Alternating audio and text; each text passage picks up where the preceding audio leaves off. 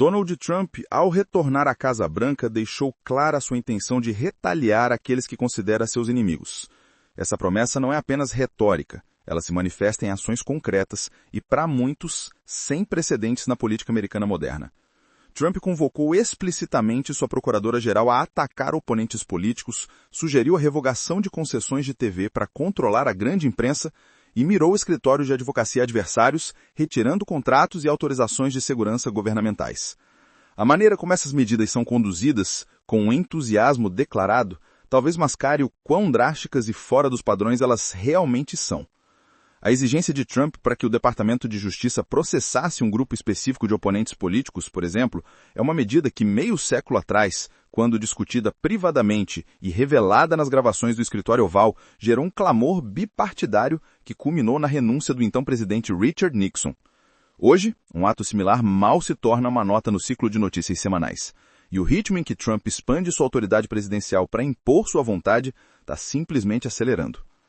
Recentemente, Trump assinou uma ordem executiva sobre terrorismo doméstico e violência política, declarando que seria usada para investigar pessoas ricas que financiam agitadores e anarquistas profissionais, citando nomes como o bilionário liberal George Soros e o fundador do LinkedIn Reid Hoffman. Horas depois, o Departamento de Justiça de Trump anunciou o indiciamento do ex-diretor do FBI, James Comey, um crítico ferrenho do presidente, a quem Trump havia acusado dias antes de ser culpado como o diabo. Trump justifica essa repressão sobre grupos de esquerda, indicando atos de violência como a morte do ativista conservador Charlie Kirk em um campus universitário e o ataque a agentes de imigração em Dallas. Para ele, essa blitz de ação é urgente e necessária. As investigações sobre oponentes políticos são destinadas a infratores da lei e membros do Estado profundo que teriam prejudicado seu primeiro mandato. A grande imprensa, na visão da sua coalizão MAGA, deve ser responsabilizada por sua suposta parcialidade e fake news. Empresas privadas, enfraquecidas por políticas de diversidade e corrupção, exigiriam a mão firme do governo. Ele e seus apoiadores também acusam o governo Biden de ser o verdadeiro culpado por qualquer eventual descumprimento de normas. Para entender a magnitude dessas ações, é crucial comparar os mandatos. Durante os 4 anos de Joe Biden, Trump foi indiciado 4 vezes e sofreu uma condenação. Diversos de seus aliados, como Steve Bannon e Peter Navarro, foram processados e presos. Outros foram indiciados pela suposta tentativa de reverter os resultados da eleição de 2020. No governo Biden, a Casa Branca orientou empresas de redes sociais a restringir o que caracterizava como discurso de ódio e tentou ampliar seus poderes para implementar sua agenda, incluindo perdão de dívidas estudantis e regulamentações ambientais. Mas muitas de suas ações executivas foram canceladas pela Suprema Corte.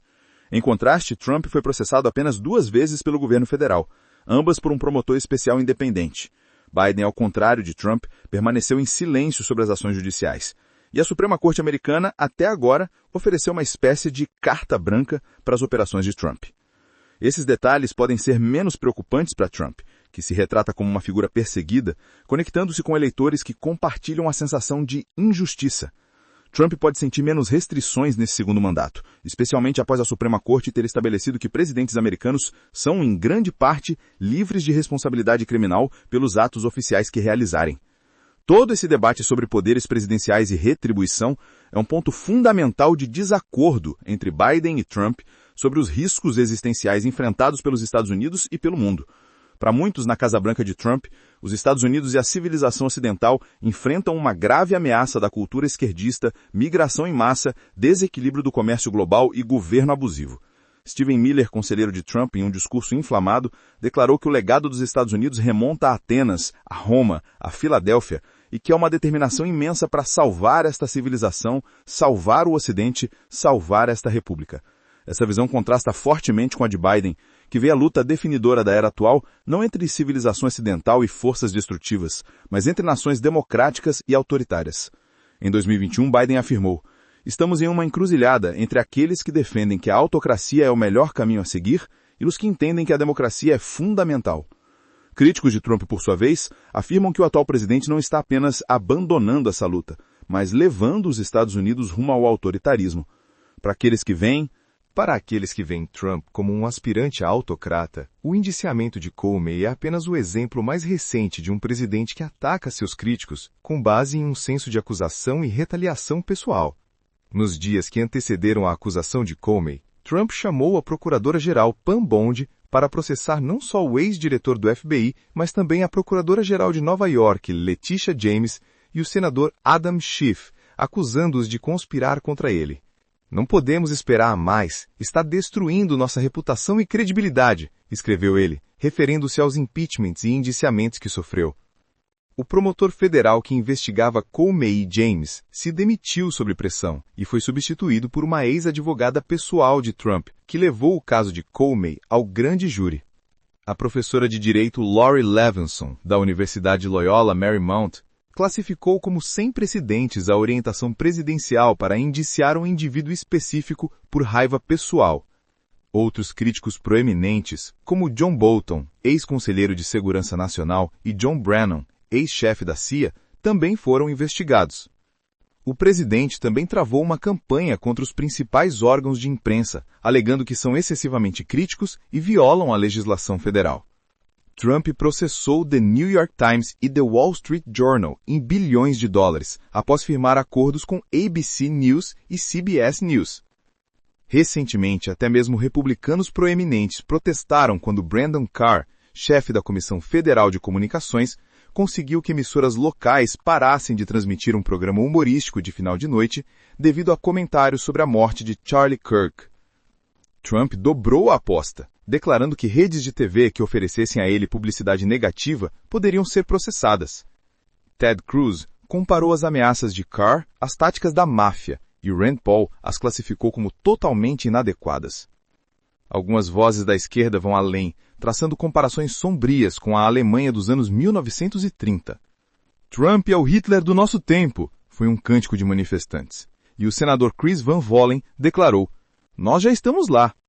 O governo Trump, por sua vez, classifica esses alertas como infundados e histéricos, manifestações da síndrome de transtorno por Trump, traçando uma relação direta entre as críticas e atos de violência.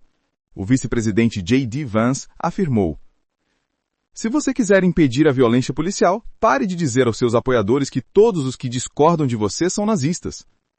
O conceito de retrocesso democrático não precisa se basear em comparações históricas extremas. O Instituto Variedades de Democracia, da Universidade de Gothenburg, concluiu que 72% da população mundial vive em autocracias, o nível mais alto desde 1978. Em 2024, 45 países, incluindo Hungria, Turquia e México, adotaram governos mais autocráticos.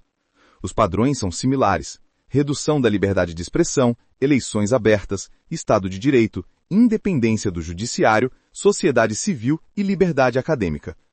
Governos expandem seu poder sobre instituições e indivíduos. O Instituto aponta que os Estados Unidos vêm demonstrando tendências preocupantes, similares, desenvolvendo-se em velocidades sem precedentes na história moderna americana. Parecem estar em ação a expansão do Executivo, prejudicando o poder de controle do Congresso, ofensivas contra instituições independentes e regulatórias e contra a imprensa, além do expurgo e desmantelamento das instituições estatais, que são estratégias clássicas dos autocratas, declarou a organização. O conveniente silêncio de seus críticos, por medo de retaliação, também impera. Em um comício em Waco, Texas, em 2023, Trump, prestes a ser indiciado em Nova York, ofereceu uma série de promessas aos seus apoiadores. Sou o seu guerreiro, disse ele. Sou sua justiça. E para os que foram injustiçados e traídos, sou sua retribuição. O conceito de retribuição tornou-se um tema comum em sua campanha. Às vezes ele dizia que o sucesso seria a sua retribuição. Em outras ocasiões, como após sua condenação em maio de 2024, foi mais incisivo, dizendo ao Dr. Phil que, às vezes, a vingança pode ser justificada, e que a vingança, de fato, leva tempo. A Sean Hahnemann, ele declarou que tem todo o direito de perseguir os democratas com base no que eles fizeram. Na sexta-feira, Trump declarou que o indiciamento de Comey era uma questão de justiça, não de vingança, mas destacou esperar que outros venham em seguida. Também a questão de que não se pode permitir que isso continue. São pessoas doentes, radicais de esquerda, e você não pode deixar que eles saiam impunes.